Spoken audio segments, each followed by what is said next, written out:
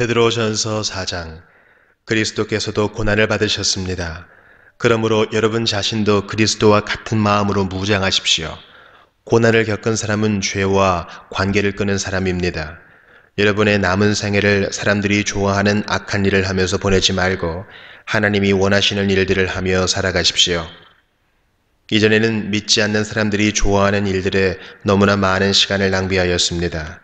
방탕하고 악한 욕망에 사로잡혀 술 취하고 흥청망청 떠들며 우상에게 절하고 경배하였습니다.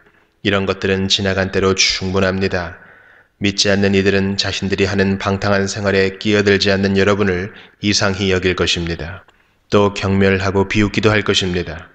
그러나 그들은 자신들이 저지른 잘못들을 산 자와 죽은 자를 심판하시는 하나님 앞에서 낱낱이 말하게 될 것입니다. 그래서 지금 죽어있는 자들에게도 복음이 전해졌습니다. 모든 사람과 똑같이 그들 역시 죽음의 심판을 받을 것이나 영으로는 하나님과 함께 살게 하기 위해서 그들에게도 복음이 전파된 것입니다. 세상의 종말이 가까워 오고 있습니다. 마음을 깨끗이 하고 침착하십시오. 그리고 정신을 차려 기도하십시오. 무엇보다도 서로를 깊이 사랑하십시오. 사랑은 다른 사람의 허물과 죄를 덮어줍니다. 불평하지 말고 서로 대접하십시오. 하나님께서는 여러분 모두에게 성령의 선물을 허락해 주셨습니다. 또한 각자에게 특별한 다른 선물을 주심으로 하나님의 은혜를 알게 하셨습니다. 그러므로 하나님의 선물을 가볍게 여기지 말고 착한 종처럼 남을 돕는 일에 사용하십시오. 말씀을 전하는 사람은 하나님의 말씀만을 전하는 사람이 되고 봉사하는 사람은 하나님이 주시는 힘으로 남을 도우십시오. 무슨 일을 하든지 예수 그리스도를 통해 하나님께서 영광을 받으시도록 하기 바랍니다. 그분에게 영광과 능력이 영원토록 함께하기를 바랍니다. 아멘. 사랑하는 여러분, 고난을 받는 중에 당황스러워하거나 놀라지 마십시오. 그것은 여러분의 믿음을 시험하는 것입니다. 그러므로 여러분에게 이상한 일이 일어나고 있다고 생각하지 말고 그리스도의 고난에 참여하게 됨을 기뻐하시기 바랍니다. 그리스도께서 영광 중에 다시 오실 그날에 여러분은 기뻐하고 즐거워할 것입니다. 그리스도의 이름 때문에 모욕을 받는다면 그것은 도리어 복입니다. 이는 영광의 영이신 하나님의 성령이 여러분과 함께 계시다는 표시이기 때문입니다. 누구든지 사람을 죽이거나 도적질하거나 다른 사람을 괴롭힌 죄로 고난받지 않도록 하십시오. 그러나 그리스도인이라는 이유로 고난을 받았다면 부끄러워할 필요가 없습니다. 오히려 그리스도인이라는 이름을 얻게 된 것에 대해 하나님께 찬양을 올려드리십시오. 심판의 때가 이제 시작되었습니다. 그 심판은 먼저 하나님의 자녀들로부터 시작합니다. 믿는 우리들에게도 심판이 있다면 하나님의 복음에 순종하지 않는 사람들은 어떻게 되겠습니까? 선한 사람들도 구원받기 힘든데 악한 사람들과 죄인들이 어떻게 구원받겠습니까? 그러므로 하나님의 뜻에 따라 고난받는 사람들은 하나님께 자기 영혼을 맡겨두십시오. 하나님은 우리를 지은 분이시니 우리 영혼을 지켜주실 것입니다. 흔들리지 말고 옳은 일에 계속 힘쓰시기 바랍니다. 베드로전서 5장. 제가 이제 같은 장로로서 교회의 장로들에게 몇 마디 당부합니다. 그리스도께서 당하신 고난을 직접 보았고 장차 우리에게 나타날 영광에 동참하게 될 자로서 여러분에게 부탁을 드립니다. 여러분에게 맡겨진 하나님의 양떼를 잘 돌보십시오. 기쁨으로 그들을 돌보며 억지로 하지 마십시오. 그것이 하나님을 기쁘시게 하는 것입니다. 기쁨으로 섬기며 돈을 생각하고 그 일을 하지 않도록 하십시오.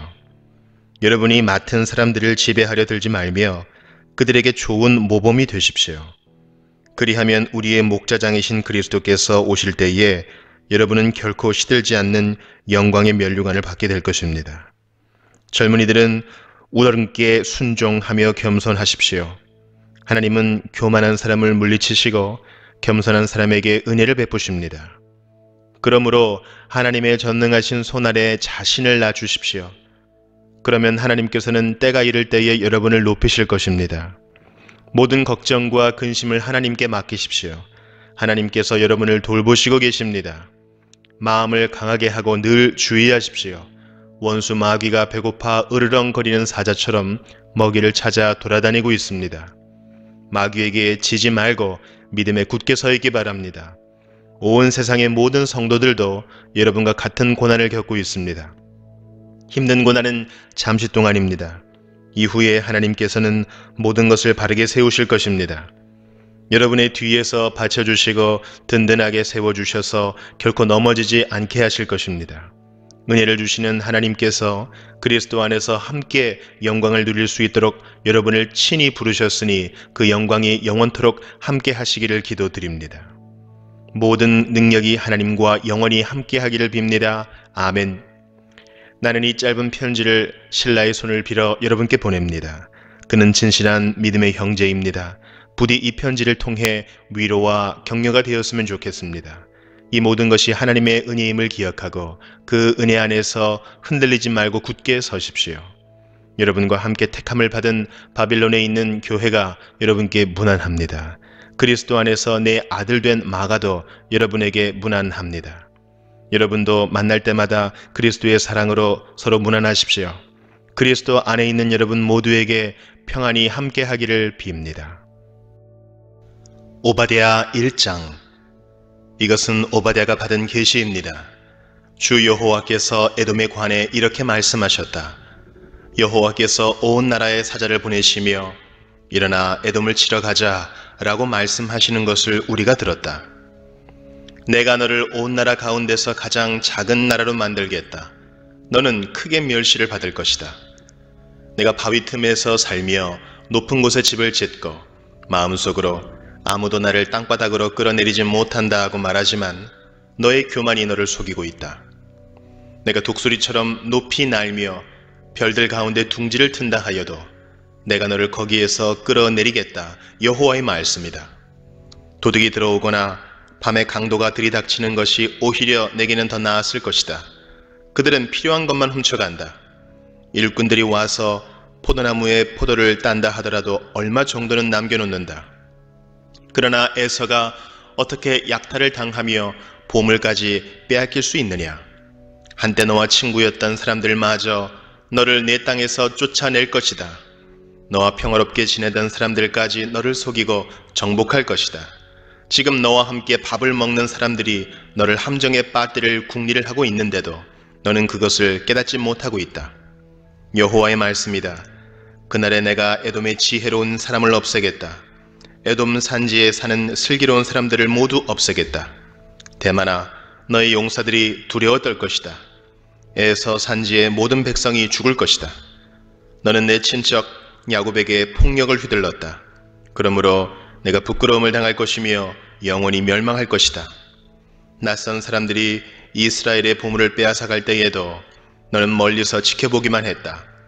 외국인들이 이스라엘의 성문에 들이닥쳐 제비를 뽑아 예루살렘을 나누어 가질 때에도 너는 그들과 한패였다. 내 형제가 재앙당하는 것을 보고 비웃지 마라. 유다가 망하는 것을 보고 기뻐하지 마라. 유다 백성이 어려움에 빠진 것을 보고 우쭐대지 마라. 내 백성이 재앙을 만난 날에 그들의 성문으로 들어가지 마라. 유다가 재앙을 만난 날에 그들이 당한 어려움을 보고 비웃지 마라. 그들이 재앙을 만난 날에 그들의 재산을 빼앗지 마라. 도망하는 사람들을 죽이려고 갈림길에 지키고 서 있지 마라. 재앙을 만난 날에 살아남은 사람들을 사로잡지 마라. 세계 모든 나라에 대한 여호와의 심판의 날이 다가오고 있다. 너희가 행한 대로 당할 것이며 너희의 악한 행동이 내 머리로 돌아갈 것이다. 너희들이 나의 거룩한 산에서 마신 그 잔으로 모든 나라들이 계속하여 마실 것이다. 그들은 끊임없이 마시다가 사라지게 될 것이다. 그러나 시온산 위에 살아남을 사람이 있을 것이니 그곳은 거룩한 곳이 될 것이다. 야곱 백성은 그들의 땅을 빼앗은 자들에게서 그 땅을 되찾아 올 것이다. 그때 야곱의 집 곧 이스라엘 백성은 불이 되고 요셉 백성은 불꽃이 될 것이다. 그러나 에서의 집 곧 에돔 백성은 마른 줄기가 될 것이다. 야곱 백성이 그 줄기에 불을 놓아 에돔 백성을 태워버릴 것이므로 에서의 집에 살아남을 사람이 없을 것이다. 여호와께서 말씀하셨으므로 반드시 그렇게 될 것이다. 유다의 남쪽 백성이 에서의 산지를 차지할 것이며 유다 언덕의 백성이 블레셋 땅을 차지할 것이다. 그들이 에브라임과 사마리아 땅을 되찾을 것이며 베냐민은 길르앗을 차지할 것이다. 그날이 오면 한때 제 집을 떠나야 했던 이스라엘 백성은 가나안 백성의 땅을 사르밧까지 차지할 것이다. 한때 예루살렘을 떠나 스바라스에 살아야 했던 유다 백성도 그날이 오면 남쪽 유다의 성들을 차지할 것이다. 구원자들이 시온산에 올라가 에돔 땅에 사는 백성을 다스릴 것이니 그 나라가 여호와의 나라가 될 것이다.